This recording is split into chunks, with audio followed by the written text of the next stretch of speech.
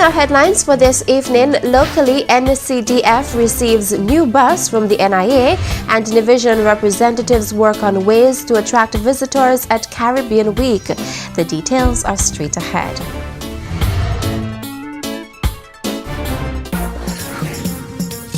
Don't you dare miss the launch of the Cultural 41 Senior Pageant Contestants at the A.L. Evelyn Building Apron, Main Street, Charleston on Friday, 12th June at 4:30 p.m.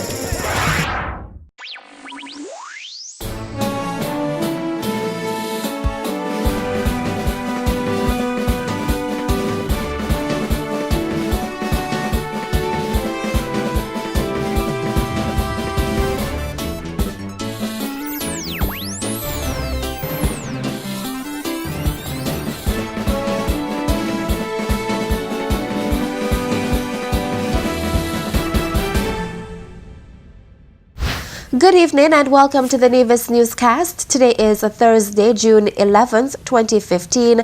I'm your presenter for this evening, Bronte Swanston Hendrickson. Now we present the news in detail.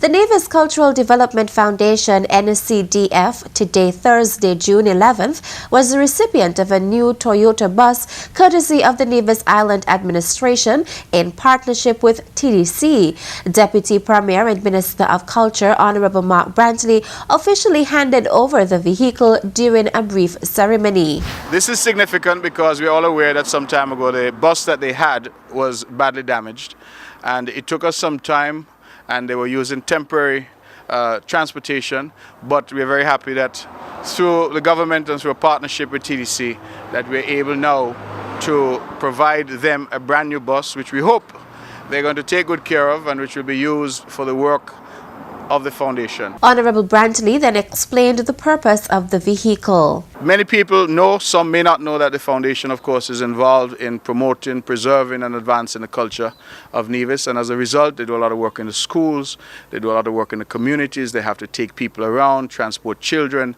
and the like, and staff as well. It gives me great delight as the minister to hand this bus over and to ask them to put it to good use in the advancement of culture for the people of Nevis. Chief Executive Officer of the Nevis Cultural Development Foundation, Keith Scarborough, thanked the minister and, by extension, the Nevis Island Administration for their donation and pleaded to the staff of the NCDF to take special care of the vehicle. On behalf of the Nevis Cultural Development Foundation, I wish to take this opportunity to thank you and the Ministry of Culture, of course, for this wonderful gesture. I want to take the opportunity as well to thank the Ministry of Health, who would have come to our rescue in our times of need.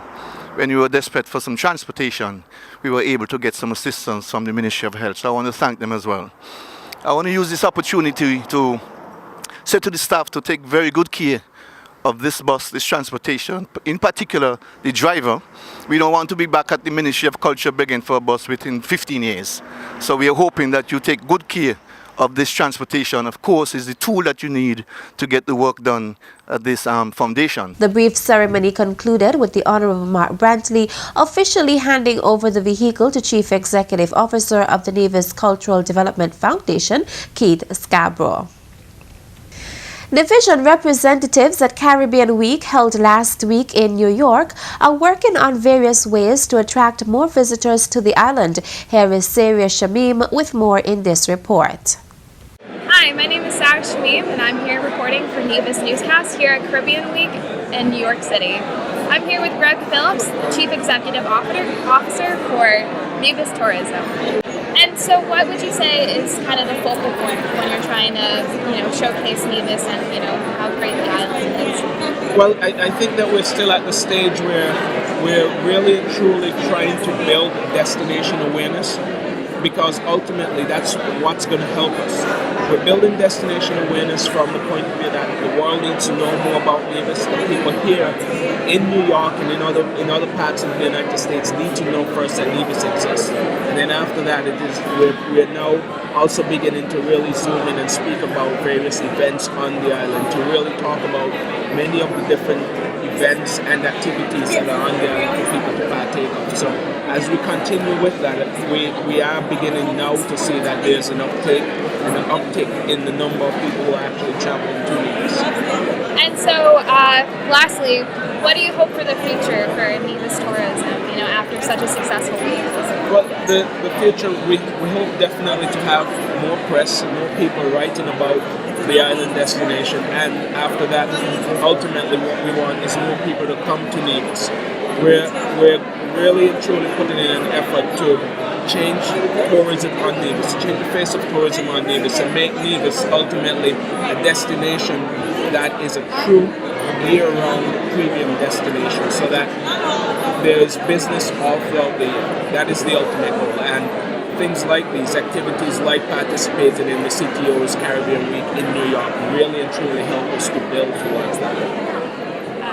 This is Sarah Shmi reporting for Nevis Newscast. Thanks, Sarah. The Nevis Island Administration, NIA, today Thursday, June 11th, hosted a commemoration service for the late Malcolm Guichard at the Bath Cemetery, which marked the 8th anniversary of his passing.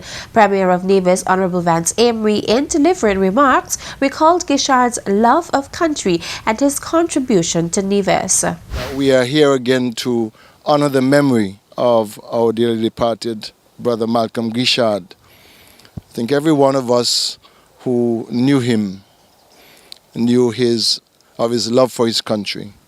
And I believe it is good that we as a government and leaders of the country of Nevis can continue year by year to hold up this memory so that we, our children, and those who may not have known him and those who knew him would always keep in mind what he stood for and how we and they can in fact make a contribution to our country for the betterment of Nevis. Also present was Deputy Premier Honorable Mark Brantley, who recalled Guichard's contribution to the island.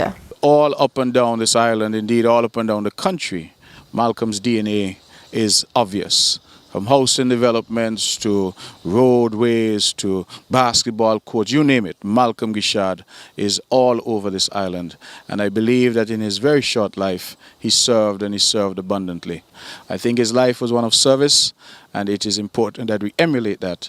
And as we grow and develop as a country, we never ever forget the contribution made to this island and to this country by people like the Honorable Malcolm Guichard. Yvonne Guichard, widow of the late Malcolm Guichard, thanked the NIA for honoring her late husband. A lot of things, that Malcolm has done, and I'm very happy that he has done so much. And yes, he had loved Nevis, and I think on the whole, Nevis had loved him. Chairing the ceremony was Cabinet Secretary Stedman Truss.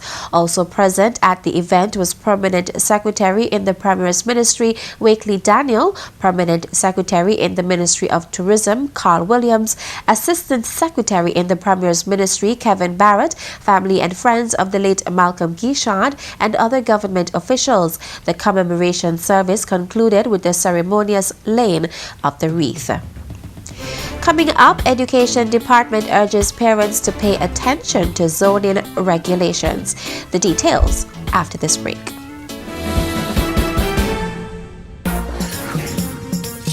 Don't you dare miss the launch of the Cultural 41 Senior Pageant Contestants at the A.L. Evelyn Building Apron, Main Street, Charleston on Friday, 12th June at 4:30 p.m.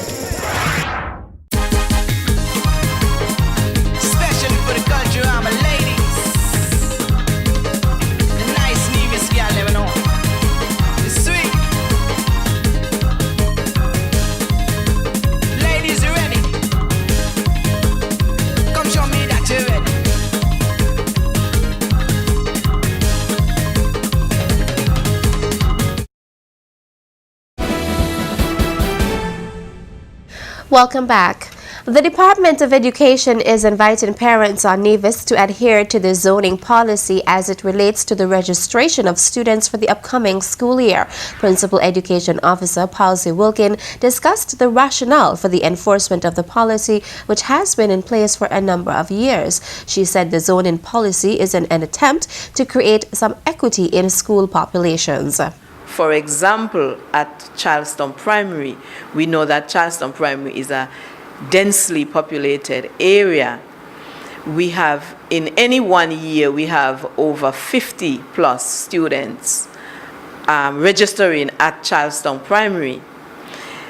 If we are to take students from outside of Charleston, because the fact that the parents work in Charleston, then we find ourselves into the situation where Charleston becomes more overcrowded and the outside schools do not have enough children. According to Mrs. Wilkin, the lack of enforcement over the years has created overcrowding in a number of schools and gross underpopulation in others. The policy is based on the residence of the child, not on the parents' workplace, not on the residence of the grandparents, not on preference of the parents, not on whether a school is doing better than another.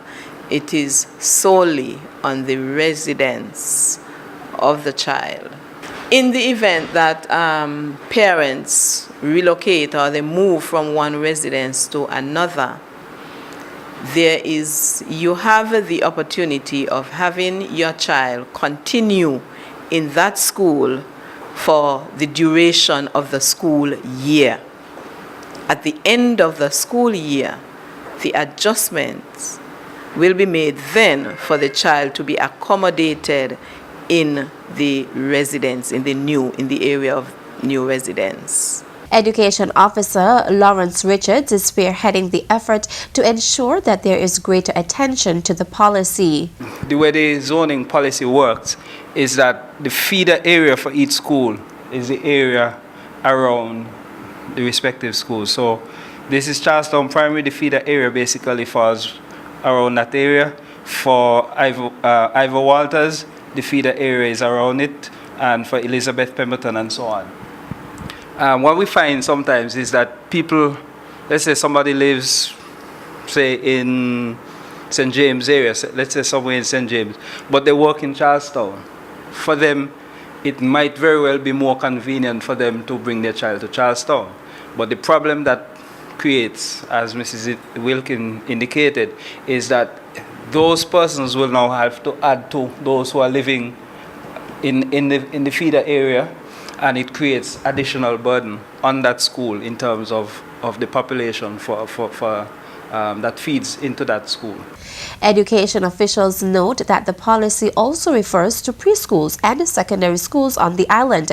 Application for registration is normally done in the third term of the school year, after which the schools submit the cases to the Department of Education for determination.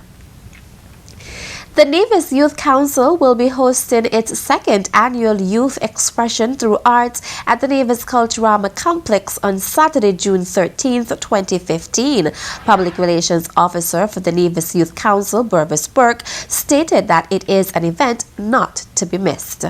The start time for this event will be 7:30 sharp. Gates open at 7 o'clock, so you could come from 7 and explore and watch us set up, of course, and lend a helping hand if you can. Also, we'll be having many different variety of acts. We are in the process of scheduling some persons to come over from St. Kitts to do a dance for us, and a lot of different activities. It's an event that you don't want to miss, and it is just $25 at the gate and $20 via ticket, which you could get at Phoebe's or at Buju's Snacket in Charlestown, or any member of the Nevis Youth Council. PRO for the Nevis Youth Council, Burvis Burke. That's it for tonight's edition of the Nevis Newscast. Thank you for viewing. I am Bronte Swanston Hendrickson. Good night.